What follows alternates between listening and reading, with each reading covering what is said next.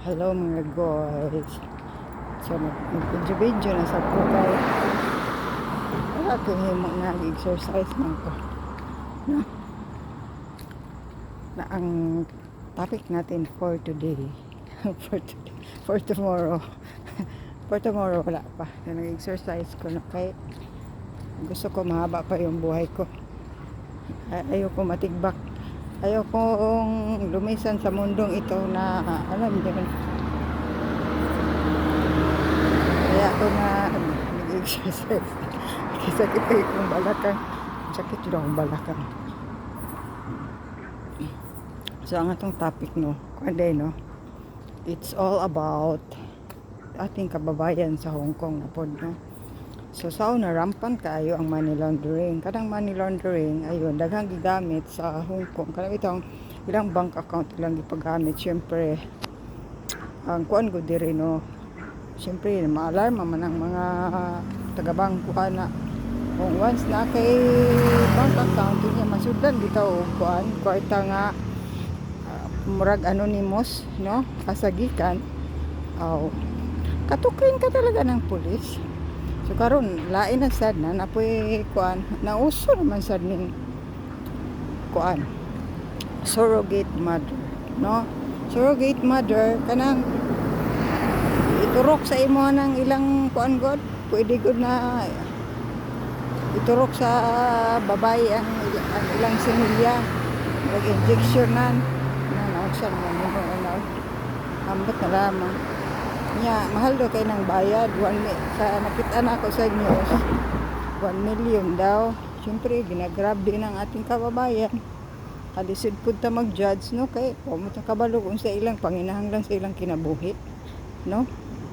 So kay ang ilang lantaw mo na easy way na makakwarta sila no, pero sa tinuod lang delikado na siya. Dili lang delikado kay nga mapreso ka, especially kung naay working visa diri kay naka-indicate man na kung usaran gyud ang atong trabaho. So illegal na siya. Syempre ang pagsurrogate adi magsilbi na murag wa may surrogate nga kuan diri siguro sa akong paminaw. Ang akong nahibaw ano magsurrogate gyud nga murag legal sa Amerika man o sa Turkey ba to? Correct me if I am wrong. Okay.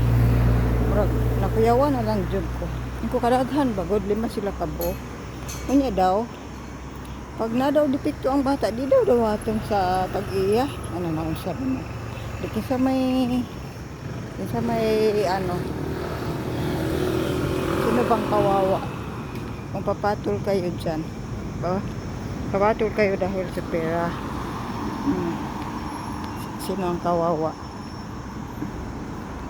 Si ating kababayan kay hindi man siya bayaran at syempre nagkaroon pa siya ng anak tapos yung anak pag daw hindi maganda ay nabuang naman